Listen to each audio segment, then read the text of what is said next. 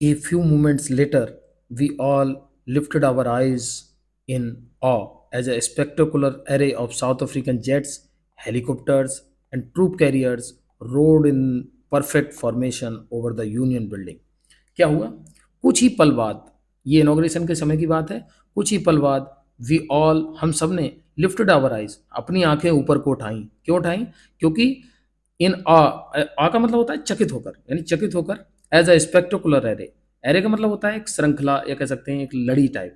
Spectacular, शानदार। क्या हुआ कि एक शानदार दृश्य जो हमारे सामने आया। किसका दृश्य आया? जो साउथ अफ्रीकन जेट्स थे। जेट्स का मतलब आप समझ गए, जैसे प्लेन जो होते हैं, हेलीकॉप्टर्स थे, और जो ट्रूप कैरियर्स थे। ट्रूप कैरियर का मतलब होता है जो सेना को ले जाने वाले जहाज, हवाई जहाज, वो एक साथ road in perfect formation over the building. Road का मतलब दहाड़े, दहाड़े का मतलब एक साथ गुजरे ऊपर से। किसके? यूनियन बिल्डिंग के ऊपर से। तो सभी लोग चकित होकर एकदम देखने लगे। It was not only A display of pin point precision and military force, but a demonstration of the military's loyalty to democracy, to a new government that had been freely and fairly elected. क्या हुआ? It was not only a display of pinpoint precision. ये केवल एक सटीक display नहीं था, मतलब सटीक गुजरने वाला एक केवल डिस्प्ले नहीं था। ऐसा नहीं था कि मिलिट्री ये दिखाना चाह रही हो कि हम कितने सटीक हैं, कितने प्रॉपर तरीके से हम चल रहे हैं, बल्कि क्या था? वट अ डेमोन्स्ट्रेशन, एक दिखावा था। दिखावा का मतलब एक दृश्य था जो दिखाया जा रहा था हमें। क्या दिखाया जा रहा था? मिलिट्री की लॉयल्टी को। मिलिट्री ये दिखा रही थी कि हम कितने लॉयल हैं अपनी कंट्री के प्रति। और कौन सी कंट्री? इस डेमोक्रेसी के प्रति, जो डेमोक्रेसी जीती थी। To a new government that had been freely and fairly elected, वो कितने लॉयल हैं एक ऐसी गवर्नमेंट के प्रति जो पूरी तरह से फ्री होकर और पूरी तरह से कायदे से इलेक्ट हुई है। फेयरली का मतलब जिसमें कोई भी गड़बड़, कोई भी किसी तरह की भेदभाव नहीं हुआ, और प्रॉपर तरीके से लोगों ने वोट डाले और जो जीता वही प्रेसिडेंट बना। Only movements would fair before, कुछ ही मूवमेंट पहले की बात है, the highest generals of South African defence. Defence का मतलब रक्षा मंत्रालय, डिफेंस फोर्स का मीन्स जो मिलिट्री फोर्स होती है वो सारी, कि कुछ ही पल पहले की बात है, जो हाईएस्ट जनरल थे साउथ अफ्रीकन डिफेंस फोर्स के एंड पुलिस, और पुलिस के, they are chest bedecked with ribbons and medals from days gone by, saluted me and pledged their loyalty. कुछ ही समय पहले, कुछ ही पल पहले की बात थी कि जो हाईएस्ट जनरल थे, आपने देखा होगा कि जब परेड होती है तो जो हमारे राष्ट्रपति होते हैं उनके सामने जो थल सेना, जल सेना, वायु सेना के जो अध्यक्ष होते हैं वो सैल्यूट करते हैं। और आपने देखा होगा कि उनके जो चेस्ट होते हैं, सीने पर बहुत सारे मेडल सजे हुए होते हैं। बिडेक्ड मीन्स डेकोरेटेड, आप कह सकते हो, बहुत सारे मेडल लगे हुए थे। ऐसा ही सीन वहाँ का था कि साउथ अफ्रीकन के जो डिफेंस फोर्स और पुलिस फोर्स के जितने भी जनरल्स थे, हाईएस्ट जनरल थे, जो उच्च अधिकारी थे, जिनके सीने पर रिबन और मेडल लगे हुए थे, जो उन्हें पिछले कुछ दिनों में प्राप्त हुए थे, सैल्यूटेड मी, उन्होंने मुझे सैल्यूट किया, यानी नेल्सन मंडेला को उन लोगों ने सैल्यूट किया एंड प्लेज देयर लॉयल्टी, और अपनी लॉयल्टी की कसम खाई। लॉयल्टी का मतलब क्या होता है? कि वो कैसे रहेंगे? डेमोक्रेसी के प्रति लॉयल रहेंगे, डेमोक्रेसी के प्रति वो रिस्पेक्ट रखेंगे। ये मान लीजिए, आई was not unmindful of the fact, मैं भी अनमाइंडफुल नहीं था। नॉट अनमाइंडफुल का मतलब देखिए, जब कभी भी दो नेगेटिव वर्ड आ जाए तो दो नेगेटिव माइनस, और माइनस को जब हम जोड़ते हैं तो ये क्या हो जाता है? प्लस हो जाता है। हमने सीखा है मैथ में। तो ऐसा ही सेम कंडीशन यहाँ, नॉट प्लस अनमाइंडफुल, यानी मैं अभी भूला नहीं था। मैं अभी भूला नहीं था मतलब मुझे अभी भी याद है। I was not unmindful of the fact, मुझे वो फैक्ट अभी भी याद है, that not so many years before, ये बहुत लंबी सालों की बात नहीं है, बहुत लंबी सालों पहले की बात नहीं है, they would not have saluted but arrested me, कि यही वो लोग थे जिन्होंने मुझे सैल्यूट नहीं किया था बल्कि मुझे अरेस्ट कर लिया था। फाइनली ये chevron of Impala jets left a smoke trail of the black, red, green, blue and gold of new south African flag. क्या हुआ?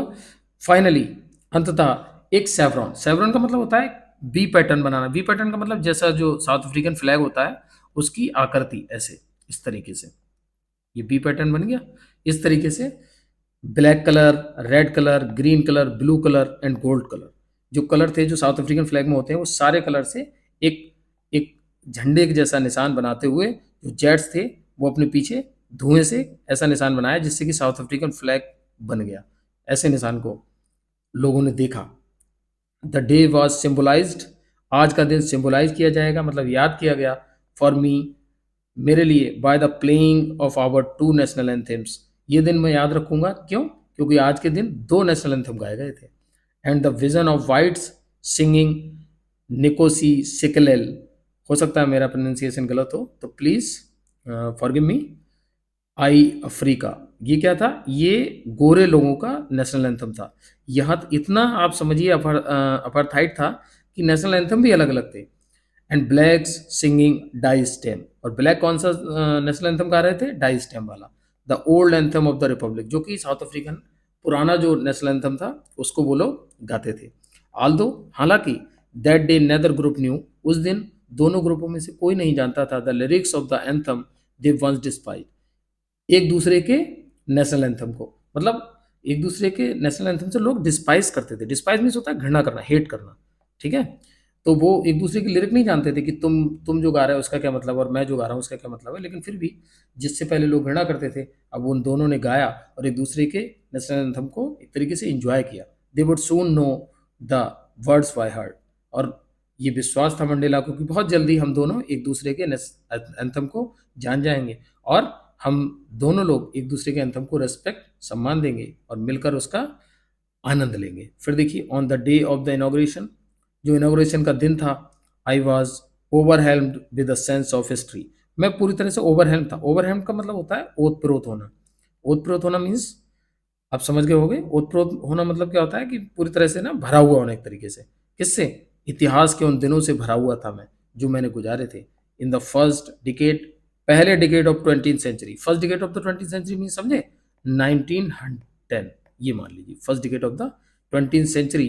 ए फ्यू ईयर्स लेटर, आफ्टर, उसके कुछ समय बाद, the bitter Anglo Boer war and before my own birth, the white skin peoples of South African patched up their differences and erected a system of racial domination against the dark skinned people of their own land। क्या हुआ था? एक Anglo bore वार हुआ था। Anglo bore वार, Anglo का मतलब होता है ब्रिटिश, और बोर का मतलब साउथ अफ्रीकन पीपल। तो एक बिटर का मतलब बहुत बुरा, कड़वा कह सकते हैं वैसे। एक उन्होंने क्या कहा कि 1910 के कुछ समय बाद एक एंग्लो बोर वार हुआ था, बिफोर माई ओन बर्थ, मेरे जन्म से पहले। द वाइट स्किन पीपल, जो सफ़ेद स्किन वाले लोग थे साउथ अफ्रीका के, उन्होंने पैच्ड अप देयर डिफरेंसेस, अपने जो भेदभाव थे, डिफरेंसेस थे, उनको क्या कर लिया था? पैचअप कर लिया था। पैचअप मीन्स होता है भेदभाव मिटा देना, ठीक है, गड्ढे भर देना। आप देखते हो रोड पैचअप होता है, तो वही जो वाइट लोग थे उन्होंने क्या किया, वो एक दूसरे से मिल गए और उन्होंने अपने जो भेदभाव थे उन्हें मिटा दिया और उन्होंने इरेक्ट किया। इरेक्ट मीन्स होता है खड़ा करना। एक ऐसा सिस्टम इरेक्ट किया, कैसा सिस्टम? ऑफ रेशियल डोमिनेशन, कि जो रंग भेद करता था, ऐसा सिस्टम उन्होंने खड़ा किया। और किसके खिलाफ था वो? Against the dark skin people of their own land, उनकी खुद की जमीन पर रहने वाले, मतलब जिस जमीन पर गोरे रह रहे थे उसी जमीन पर रहने वाले कुछ डार्क स्किन लोगों के प्रति उन्होंने एक ऐसा रेशियल सिस्टम खड़ा किया जिससे कि उन लोगों को पीड़ा परेशानी झेलनी पड़ी। The structure they created formed, जो स्ट्रक्चर उन गोरे लोगों ने क्रिएट किया, बनाया, the basis of one of the harshest, वो किस आधार पर था? सबसे कठोर। हार्सेस्ट का मतलब होता है कठोर, मोस्ट इनह्यूमन, बिल्कुल अमानवीय था, सबसे ज़्यादा अमानवीय, कोई दया, कोई दयालुता थी ही नहीं, सोसाइटी थी। The world has ever known, कि दुनिया कभी जान पाएगी, इतना, इससे पहले इतना बुरा, इतना इनह्यूमन कभी शासन हुआ ही नहीं था, ऐसा शासन था। नाउ अब in the last decade of the 20th century, 20th century की लास्ट डिकेड में, यानी 1910, सॉरी 1990 की बात हो रही है अभी। किसकी? 1990 की, ऐसे लिख लीजिए 1990। अब क्या हुआ 1990 में? क्या हुआ? जैसे कि आपने देखा 10 मई 1994 को, जो कि ये इनॉग्रेशन हो रहा है, तो उस समय तक क्या कंडीशन हो गई? And my own 8 decade as a man. और नेल्सन मंडेला इस समय तक कितने साल के हो गए थे? 8 डिकेड में थे। 8 डिकेड में मतलब 80 साल के थे, कि 80 साल के एक आदमी के रूप में दैट सिस्टम हैड बीन, जो सिस्टम था, ओवर टर्नेड फॉर एवर। वो सिस्टम कैसा हो गया? ओवर टर्नेड हो गया। ओवर टर्नेड मतलब घूम गया, बदल गया। फॉर एवर मीन्स हमेशा के लिए। एंड रिप्लेस्ड बाय, और किस चीज से बदला? एक ऐसी चीज से बदला, one that recognize the rights and freedom of all people, एक ऐसे सिस्टम से बदला जहां पर सभी लोगों के लिए राइट और फ्रीडम की बात है, मतलब सबके अधिकार हैं, सबकी आज़ादी है। Regardless of the colour of their skin, चाहे उनकी कलर की, उनकी स्किन का कलर कोई भी हो। रिगार्डलेस का मतलब बिना परवाह किए। That day had come, वो दिन आ गया, about through the unimaginable sacrifices of thousands of my people whose suffering and courage can never be counted or repaid. वो दिन आ गया जिससे होकर गुजरे थे unimaginable sacrifices of thousand of my people, मेरे लोगों ने जो अनइमेजिनेबल, जिसकी इमेजिन भी नहीं किया जा सकता, जिसकी कल्पना भी नहीं की जा सकती, यानी अकल्पनीय, जो अकल्पनीय सेक्रीफाइस किए गए थे, बलिदान किए गए थे हजारों मेरे लोगों के द्वारा। पीपल हु सफरिंग, जिनकी सफरिंग को, जिनकी करेज को हम कभी भी ना ही तो गिन सकते हैं और ना ही पेड कर सकते हैं। मतलब ना ही तो उनके जो पीड़ा उन्होंने झेली उसे हम चुका सकते हैं, ना ही उनके साहस को हम गिन सकते हैं। आई फेल्ट, मुझे लगता है, दैट डे, उस दिन मुझे लगा, as I have on so many other days, that I was simply the sum of all those African patriots who had gone before me. उस दिन मुझे लगा कि I have on so many other days, कि मैं जो और कई दिनों से जो होकर मैं बना हूँ, that I was simply the sum, और मैं क्या हूँ, मैं सम हूँ उन सब लोगों का जो मुझसे पहले, जो अफ्रीकन पैट्रियट्स, पैट्रियट्स मीन्स होता है देशभक्त, जो अफ्रीकन पैट्रियट्स थे, जो मुझसे पहले पीड़ा को सहते सहते शहीद हो गए, सेक्रीफाइस हो गए, उनका मैं क्या हूँ, मैं एक सम हूँ। उन्होंने कहा कि उन सबके कारण ही मैं ये दिन देख पा रहा हूँ, अदरवाइज कभी नहीं देख पाता मैं। That long and noble line ended, जो लंबी और जो शानदार लाइन थी वो एंड हो गई, and now begin again with me, और वो मुझसे फिर शुरू हो गई। वो लोग आए, सेक्रीफाइस किया, चले गए, और वो लाइन खत्म होती गई और नई लाइन बनती गई। आई वॉज पेंड, मुझे दुख है, that I was not able to thank them, कि मैं उनका धन्यवाद नहीं कर पा रहा हूँ, मैं उसका धन्यवाद करने के योग्य नहीं हूँ, and that they were not able to see what their sacrifices had brought. और मुझे इस बात का भी दुख है कि वो एबल नहीं है देखने की, कि वो लोग तो अपना जीवन बलिदान कर कर चले गए, और उनके उस बलिदान ने क्या लाया, क्या बदलाव हुआ। ये ब्रॉड एक तरीके से अचीव्ड या डन का सेंस दे रहा है, लेकिन ब्रॉड का मतलब आप ब्रॉड जो हम लाने का सेंस देते हैं, ब्रिंग की स्टार्ट फ्रॉम ब्रॉड, वो ही आप वर्ड को यहाँ पर मान सकते हैं। ये ओल्ड फैशन वर्ड है, इसलिए इस तरीके से यूज किया गया है। नेक्स्ट, अब देखिए कि उनकी सेक्रीफाइस से ही तो आज आज़ादी मिली है। The policy of apartheid created a deep and lasting bound in my country and my people. जो पॉलिसी थी, जो योजना थी अपार्थाइड की जो योजना, मतलब जो रंग भेद की योजना थी, उसने क्रिएट कर रखा था एक गहरा और लास्टिंग बाउंड। बाउंड का मतलब होता है घाव, एक गहरा और एक बहुत, मतलब नहीं, मजबूत घाव मेरी कंट्री पर लगा दिया और मेरे लोगों पर लगा दिया। All of us will spend many years if not generations recovering from that profound hurt.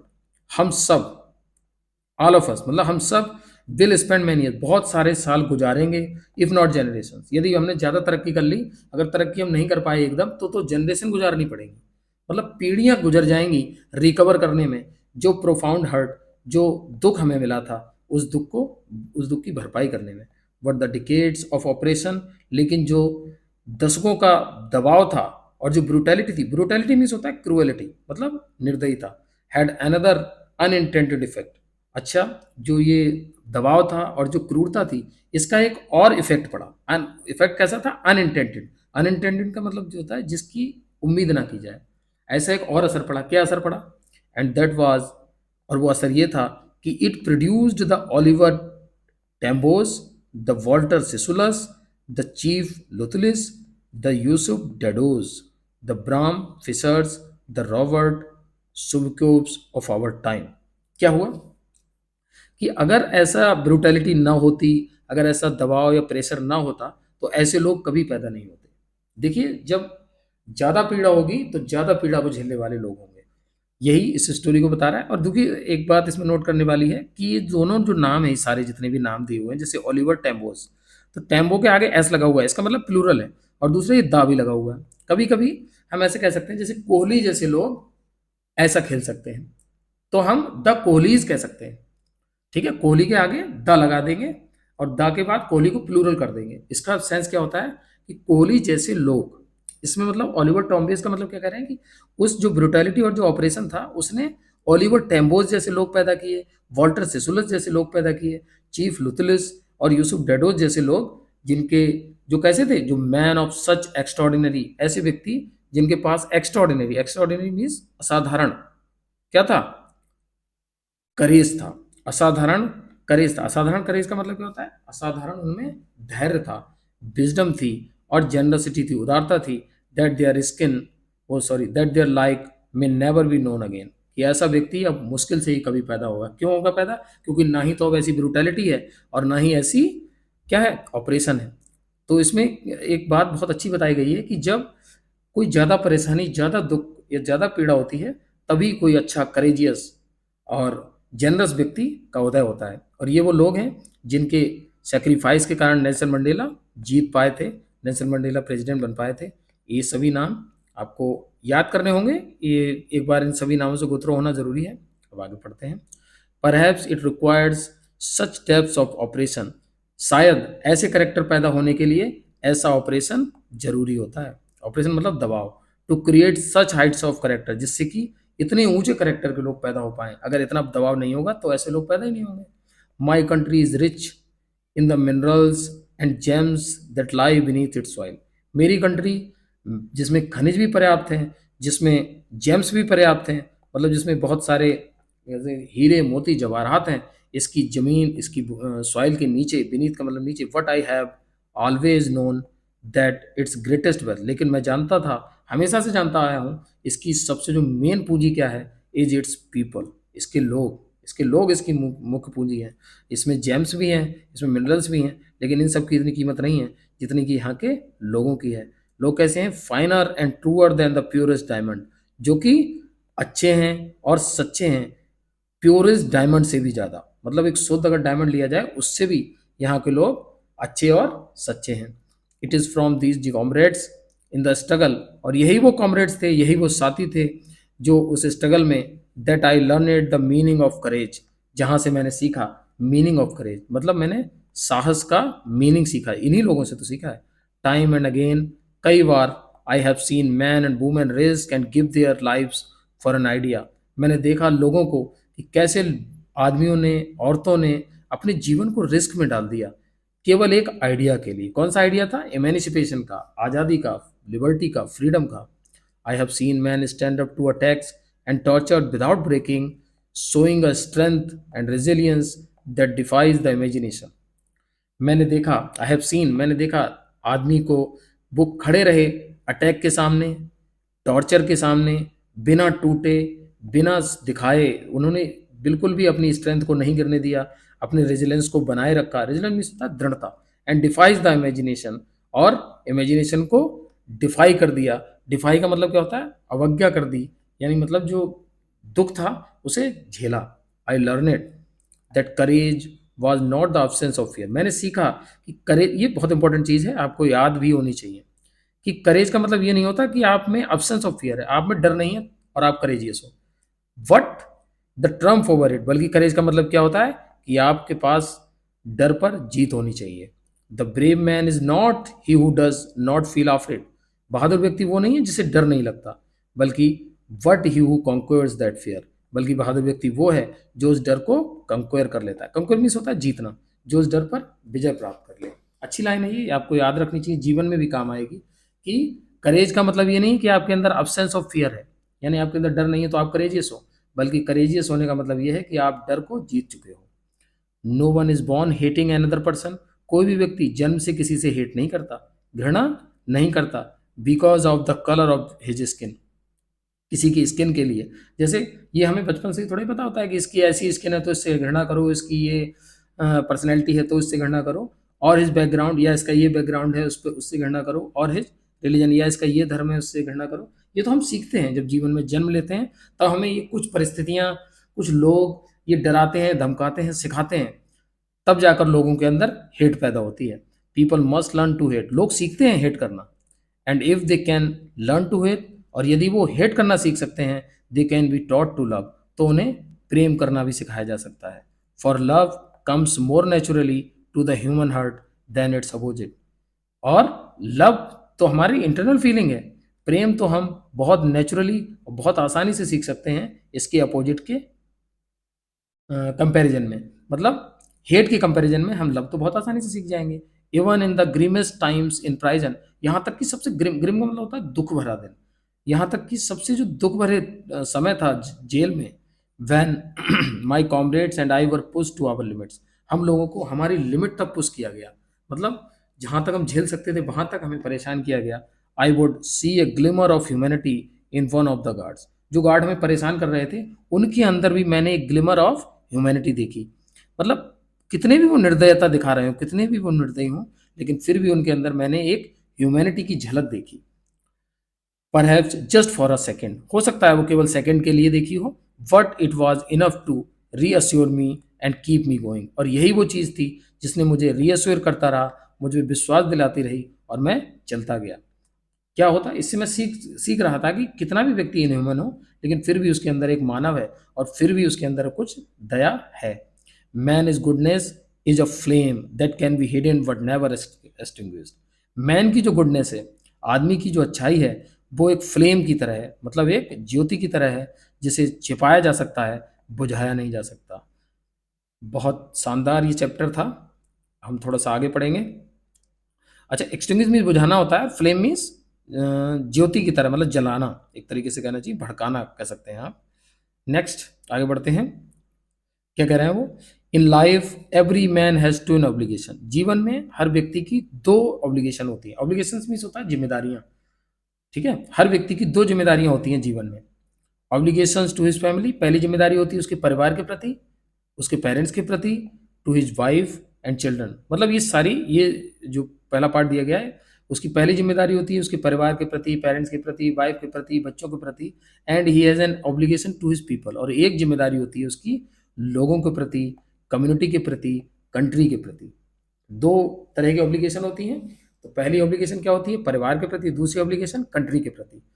In a civil and human society, एक नागरिक और मानवीय समाज में, each man is able to fulfil those obligation, प्रत्येक व्यक्ति इस योग्य होता है कि वो अपनी ऑब्लिगेशंस, अपनी जो जिम्मेदारियां हैं उसको फुलफिल कर सके according to his own inclination and abilities. अपनी खुद की इंक्लिनेशन, इंक्लिनेशन मीन्स होता है झुकाव, लगाव, ठीक है। जब हमारा किसके प्रति लगाव होता है या झुकाव होता है, दैट इज इंक्लिनेशन। और एबिलिटी योग्यता, अपनी योग्यता और अपने झुकाव के अनुरूप हर कोई व्यक्ति किसी ना किसी को वरीयता देता है, किसी को कम देता है तो किसी को ज़्यादा देता है। वट, लेकिन in a country like South Africa, South Africa जैसे देश में, it was almost impossible for a man of my birth, मेरे समय के जन्मे व्यक्तियों के लिए ये बड़ा इम्पॉसिबल था, and colour to fulfil both of these obligation, कि जो मेरे कलर जैसा व्यक्ति हो उसके लिए ये बड़ा मुश्किल था, लगभग असंभव था कि वो फुलफिल कर पाए इन दोनों ऑब्लिगेशंस को। क्यों, मतलब दोनों जिम्मेदारियां पूरी कर ही नहीं सकता था।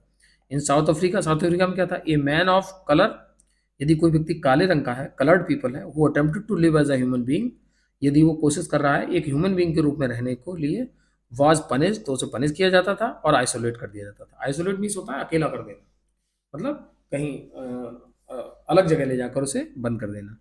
इन South Africa, a man who tried to fulfil his duty to his people, यदि साउथ अफ्रीका में कोई व्यक्ति ये चाहता कि वो अपनी ड्यूटी, लोगों के प्रति जो उसकी जिम्मेदारी है उसे पूरा करे, was inevitably ripped from his family, तो उसे क्या होना पड़ता था, इनएविटेबली, इनएविटेबली का मतलब होता है अनअवॉइडेडली, अनअवॉइडेडली का मतलब बिना किसी को छोड़े, मतलब हर कोई को रिप्ड कर दिया जाता था, अलग कर दिया जाता था उसके परिवार से, उसके घर से, एंड वाज फोर्स्ड, और उसे मजबूर कर दिया जाता था to live a life apart, कि वो दूर रहे, एक ट्विलाइट एग्जिस्टेंस, एक धुंधली मौजूदगी में रहे, मतलब अंधेरे में रहे, ऑफ सीक्रेसी, छुप कर रहे, एंड रिवेलियन, और एक विद्रोही की तरह उसे रहना पड़ता था। I did not in the beginning choose to place my people above my family, शुरुआत में मैंने लोगों को नहीं चुना, मतलब मैंने देश के प्रति शुरुआत में ये नहीं चुना कि मैं पहले देश के कर्तव्य पूरा करूं। राइटर बिल्कुल रियलिस्टिक चीजें बता रहा है। उसने कहा कि शुरुआत में मैंने परिवार को सब कुछ माना, परिवार से ऊपर देश नहीं माना, but in attempting to serve my people, लेकिन अपने लोगों को सर्व करने के प्रयास में, आई फाउंड, मैंने पाया, that I was prevented from fulfilling my obligation, मैंने पाया कि मुझे प्रिवेंट किया जा रहा है, प्रिवेंट मतलब रोकना, मुझे रोका जा रहा है अपने ऑब्लिगेशन को पूरा करने में, एज ए सन, एक सन के रूप में, एक भाई के रूप में, एक फादर के रूप में, और एक हस्बैंड के रूप में। मैं जो चाह रहा हूँ वो ना ही तो मैं अपने फादर को दे पा रहा हूँ, ना ही अपने भाई को दे पा रहा हूँ, ना ही अपने बच्चे को दे पा रहा हूँ। जो चीज़ें, जो सुविधाएं, जो सुख सुविधाएं मैं चाह रहा हूँ देना, वो ऑब्लिगेशन में पूरे नहीं कर पा रहा हूँ। फिर क्या होता है, I was not born with a hunger to be free, अच्छा मैं इस भूख से भी पैदा नहीं हुआ था कि मुझे आज़ाद होना है, मुझे तो पता भी नहीं था। आई वॉज बॉर्न फ्री, मैं लगभग आज़ाद ही पैदा हुआ था। फ्री इन एवरीवेयर, हर तरीके से मुझे ऐसा लग रहा था कि मैं आज़ाद हूँ। दैट आई कुड नो, जो कुछ मैं जानता था। Free to run in the fields, छोटा था तो मुझे आज़ादी थी कि मैं खेत में जा सकता था, नियर माई मदर्स हट, अपनी माँ के जो झोपड़ी थी उसके पास में जो खेत थे वहाँ जा सकता था। फ्री टू स्विम, नहा सकता था in the clear stream that run through my village, जो मेरे गांव से होती हुई एक धारा या एक जो नहर जा रही थी उसके साफ पानी में मैं नहा सकता था। फ्री टू रोस्ट मिलीज, अच्छा मिलीज होता है जो मक्का होती है उसे बोलते हैं। मैं मिलीज को भून सकता था अंडर द स्टार्स, और रात में स्टार के नीचे, मतलब खुले में मैं कहीं भी मिलीज को जो भूनते थे उन्हें भून सकता था। And ride the broad backs of slow moving bulls, और मैं जानवरों या बैलों के पीठ पर बैठकर कहीं भी घूम सकता था जहां मैं चाहता था। ये बच्चे बचपन की जो हरकतें वो बताई जा रही हैं। As long as I obeyed my father, जहां तक मैंने अपने फादर को ओबे किया, and avoided by the customs of my tribe, और मैं जुड़ा हुआ था जब तक मैं अवॉइडेड बाय, अवॉइडेड बाय का मतलब होता है साथ होना, अपनी कस्टम्स, कस्टम का मतलब रीति रिवाज, और माई ट्राइब, ट्राइब का मतलब मेरी जो जाति प्रजाति थी उसके जो रीति रिवाज से जब तक मैं जुड़ा रहा तब तक मुझे ऐसा लग रहा था मैं पूरा तरह से आज़ाद हूँ। I was not troubled by the laws of man or God, और न मैं किसी भी तरह के कानून, चाहे वो आदमी के हों चाहे वो ईश्वर के हों, मुझे कोई भी परेशानी नहीं हो रही थी तब तक। फिर क्या हुआ? It was only when I began to learn, ये तब हुआ जब मैंने लर्न, पढ़ना सीखा, that my boyhood freedom was an illusion, कि मेरी जो लड़कपन की जो फ्रीडम थी, आज़ादी थी, वो एक इल्यूजन था। इल्यूजन मीन्स होता है भ्रम। ये इल्यूजन क्या होता है? ये होता है भ्रम। भ्रम मतलब धोखा। When I discovered as a young man, जब मैंने एक यंग मैन के रूप में अपने आप को पाया, that my freedom had already been taken from me, मैंने पाया कि मेरी जो फ्रीडम थी वो पहले ही मुझसे टेकन की जा चुकी है, मुझसे छीनी जा चुकी है। That I began to hunger for it, और फिर मुझे उसके प्रति हंगर हुई, मतलब मुझे वो आज़ादी पाने के प्रति मेरी भूख जागी। एट फर्स्ट, शुरुआत में, एज अ स्टूडेंट, एक स्टूडेंट के रूप में, I wanted freedom only for my self, एक स्टूडेंट के रूप में मैं आज़ादी केवल अपने लिए चाहता था। द ट्रांजिटरी फ्रीडम, एक ऐसी आज़ादी जो बड़ी ट्रांजिटरी थी। ट्रांजिटरी मतलब टेम्परेरी, परमानेंट नहीं थी। नॉट परमानेंट मीन्स कैसी? ऐसी आज़ादी जो टेम्परेरी हो, मैं टेम्परेरी आज़ादी चाहता था। और being able to stay out of at night, जिससे कि मैं रात में बाहर घूम सकूं, रीड, वो सब कुछ पढ़ सकूं, what I please and go where I choose, और वहाँ जो मैं चाहूँ उसे पढ़ सकूं और जहाँ मैं जाना चाहूँ वहाँ जा सकूं। मैं केवल इतनी आज़ादी चाहता था एज ए स्टूडेंट। तो इतना ही व्यक्ति सोच सकता है। लेटर मतलब बाद में, एज ए यंग मैन, एक यंग मैन के रूप में, in Johannesburg, I yearned for the basic and honourable freedoms of achieving my potential, of earning my keep, of marrying and having a family, the freedom not to be obstructed in a lawful life. क्या हुआ? I earn it for, earn it for का मतलब होता है उत्सुकता से किसी चीज को चाहना। ठीक है, तो मैं चाहता था for the basic and honourable freedom, मैं चाहता था कि एक साधारण सी और एक सम्मानित आज़ादी मुझे हो, जिससे कि मैं अचीव कर पाऊँ। अचीव मतलब प्राप्त कर पाऊँ माई पोटेंशियल, अपनी जो मुझ में काबिलियत है उसके अकॉर्डिंग मुझे काम मिल जाए, अर्निंग कर सकूँ जिससे कि मैं, माई कीप मतलब जिससे कि मैं अपना लाइवलीहुड चला सकूँ, और मैरिंग, शादी कर सकूँ, एंड हैविंग ए फैमिली, और एक परिवार को पाल सकूँ। The freedom not to be obstructed in a lawful life, और ऐसी फ्रीडम को किसी भी तरह से ऑब्स्ट्रक्ट नहीं होना चाहिए था। मतलब ये चीज़ें तो कोई भी मांग सकता है, तो उसे किसी भी तरह की परेशानी की ज़रूरत नहीं थी। ऑब्स्ट्रक्टेड मीन्स रुकावट की ज़रूरत नहीं थी। बट देन आई स्लोली सा, लेकिन तब मैंने धीरे से देखा, that not only was I not free, but my brothers and sisters were not free, कि केवल मैं ही ऐसा नहीं था जो आज़ाद नहीं था, बल्कि मेरे भाई और बहन कोई भी आज़ाद नहीं थे। आई सा, मैंने देखा, that it was not just my freedom that was curtailed, मैंने देखा कि that it was not just, यह केवल मेरी फ्रीडम नहीं थी, मेरी आज़ादी नहीं थी जो कि कर्टेल थी। कर्टेल मीन्स होता है काट छांट होना। मेरी आज़ादी ही मतलब काटी छाटी नहीं जा रही थी, मेरी आज़ादी ही कम नहीं हो रही थी। But the freedom of every one who looked like I did, बल्कि हर कोई व्यक्ति जो मेरे जैसा दिख रहा था उस सबकी आज़ादी को काटा जा रहा था, छीना जा रहा था। दैट इज़ वैन, और तभी I join the African national Congress, मैंने अफ्रीकन नेशनल कांग्रेस को ज्वाइन किया। एंड दैट इज़ वैन, और उसी समय की बात है, the hunger for my own freedom became the greater hunger for the freedom, जो मेरी खुद की हंगर थी शुरुआत में, वो हंगर किसकी बन गई? वो हंगर अब बड़ी हो गई, और वो हंगर बन गई for the freedom of my people, मतलब मेरे लोगों की आज़ादी, मेरी आज़ादी बन गया। मतलब वो जो भूख, जो छोटी के पहले केवल वो अपने बारे में सोच रहा था, वो अब पूरे कम्युनिटी के बारे में, अपने लोगों के बारे में सोचने लगा। It was this desire for the freedom of my people to live their lives with dignity and self respect. और ये वो डिजायर थी, डिजायर मीन्स होता है इच्छा, कि आज़ादी हो मेरे लोगों की, उनके जीवन की, कि वो डिग्निटी के साथ रहें, सेल्फ रिस्पेक्ट, डिग्निटी मीन्स मर्यादा, प्रतिष्ठा के साथ रहें, स्वाभिमान के साथ रहें। At that animated my life, और उसने मेरे जीवन में एक एनिमेटेड कर दी है, मतलब मेरा जीवन में क्या हुआ, एनिमेशन आ गया। एनिमेशन का मतलब ऊर्जा आ गई, हाँ ऊर्जा ही मान सकते हैं आप, वरना तो ऐसे कहेंगे एक तरीके से जान आ गई। That transformed a frightened young man into a bold one. और उस ऊर्जा ने मुझे ट्रांसफॉर्म कर दिया, मुझे बदल दिया। पहले मैं एक डरा हुआ यंग मैन था, फ्राइटनेड का मतलब डरा हुआ यंग मैन था, और कैसे फिर मैं कैसा हो गया, गंभीर हो गया, दृढ़ हो गया। That drove a law avoiding attorney, जो कि एक पहले, लॉ अवॉइडिंग का मतलब, लॉ का मतलब कानून, अवॉइडिंग मीन्स जुड़ा हुआ, मानने वाला, अटर्नी का मतलब ये लॉयर थे। तो एक लॉ अवॉइडिंग अटर्नी जो थे, मतलब एक कानून को मानने वाले एक लॉयर थे, वो किसमें, वो क्या हो गए, बिकम अ क्रिमिनल। फिर जब क्योंकि वो सही बात कहने लगे और जो गवर्नमेंट के खिलाफ बात कहने लगे, तो वो क्रिमिनल के रूप में जाने जाने लगे। That turn a family loving husband, एक ऐसा व्यक्ति जो कि फैमिली लविंग था, वो किस रूप में बदल गया, विदाउट अ होम, क्योंकि जब उन्होंने कुछ ऐसे डिसीजन लिए, कुछ विद्रोह किया, तो उन्हें घर भी छोड़ना पड़ा। That forced a life loving man, उसने मजबूर कर दिया एक ऐसे व्यक्ति को जो परिवार के साथ रहना चाहता था, घर रहना चाहता था, उसे रहना पड़ा, to live like a monk. Monk means साधु सन्यासी की तरह रहना पड़ा, मतलब दूर रहना पड़ा घर से। I am no more virtuous, ना ही तो मैं इतना वर्चुअस था, गुणी था, और self sacrificing than the next man, जैसे और लोग थे। ना ही तो मैं इतना सेल्फ सेक्रीफाइसिंग था, जो कि मैं सब कुछ बलिदान कर दूं, ना ही मैं इतना गुणी था। बट आई फाउंड, लेकिन मैंने पाया, that I could not even enjoy the poor and limited freedoms. मैंने पाया कि मैं इंजॉय नहीं कर सकता, जो बेकार, जो छोटी सी आज़ादी हमें मिली है और जो लिमिटेड फ्रीडम मिली है, मैं उसे इंजॉय नहीं कर सकता था। आई वॉज अलाउड, मुझे अनुमति मिल गई थी, when I knew my people were not free, जब मैंने जाना कि मेरे लोग आज़ाद नहीं हैं, तो मेरी आज़ादी जिसकी मुझे अनुमति मिल गई थी, उसके कोई मायने नहीं है। फिर वो कहते हैं फ्रीडम इज इनडिविजिबल, मतलब आज़ादी बांटी नहीं जा सकती।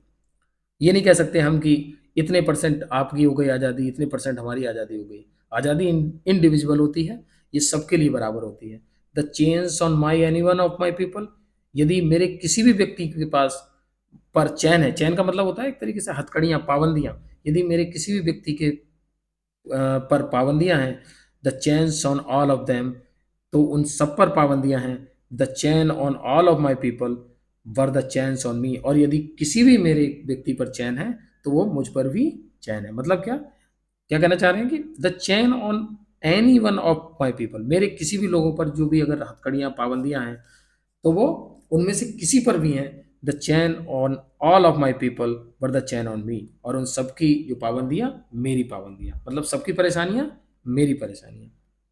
फिर क्या कहते हैं, I knew that the oppressor must be liberated just as surely as the oppressed, मैं जानता था कि जो ऑपरेसर है, ऑपरेसर का मतलब होता है दबाव डालने वाला, कि जो दबाव डालने वाला है वो भी लिबरेट होना चाहिए, just as surely as the oppressed, उसे भी आज़ाद होना पड़ेगा जैसे कि दबाव झेलने वाला को होता है। अच्छा, अब एक ये थोड़ा सा आपको कंफ्यूजिंग लग रहा होगा कि दबाव डालने वाला, जो दबाव प्रेशर डाल रहा है, उसे भाई वो किस बात की आज़ादी लेगा, वो तो आज़ाद है तभी दबाव डाल रहा है। लेकिन नहीं, यहाँ वो बताते हैं कि क्या मतलब है दोनों का। A man who takes away another man's freedom, यदि कोई व्यक्ति किसी दूसरे व्यक्ति की आज़ादी छीनता है, इज अ प्राइजनर ऑफ हेट्रेड, तो वो किस चीज़ का कैदी है, वो कैदी है घृणा का।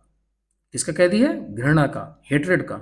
He is locked behind the wards of prejudice and narrow mindedness, वो व्यक्ति किसके पीछे है, वो किस में कैद है, वो कैद है, पीछे है, बिहाइंड का मतलब पीछे है, वॉर का मतलब होता है सलाखें, जो जेल की सलाखें होती हैं, वो भी जेल में कैद है। कौन सी जेल में, प्रेजुडाइस की जेल में। प्रेजुडाइस मीन्स क्या होता है, जब हम पहले से ये दिमाग में भर लें कि ये जो व्यक्ति है, ये इस कलर का व्यक्ति है, तो ये ऐसा व्यक्ति होगा, और ये इस कलर का व्यक्ति है, तो ये ऐसा व्यक्ति होगा। हालांकि देखिए डिफरेंसेस सब में अलग अलग होते हैं, हर तरह का व्यक्ति हर कोई हो सकता है, लेकिन ऐसे व्यक्ति जो ये मान लेते हैं, पूर्व निर्धारण कर लेते हैं किसी बिहेवियर को, उन व्यक्ति को प्रेजुडाइज्ड पीपल कहा जाता है, ठीक है। और नैरो माइंडेड मीन्स जिनकी छोटी सोच होती है, नैरो का मतलब छोटी, माइंडेड मीन्स सोच कह सकते हो आप, नैरो मतलब पतली, छोटी। तो ऐसे व्यक्ति भी कैदी होते हैं किसके, प्रेजुडाइज के और नैरो माइंडेडनेस के। आई am not truly free if I am taking away someone else freedom, मैं भी आज़ाद नहीं हूँ यदि मैं किसी दूसरे की आज़ादी छीन रहा हूँ। Just as surely as I am not free when my freedom is taken from me, और ये वही बात है कि जब मुझसे कोई आज़ादी छीन रहा है तो ना वो फ्री है ना मैं फ्री हूँ, और मैं यदि किसी की आज़ादी छीन रहा हूँ तो ना मैं फ्री ना वो free. The oppressed and the oppressor alike are robbed of their humanity.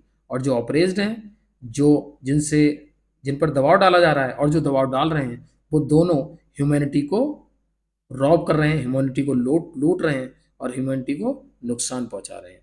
तो दिस वॉज द चैप्टर। मुझे उम्मीद है आपको लाइन बाय लाइन इसका डिस्क्रिप्शन समझ में आया होगा।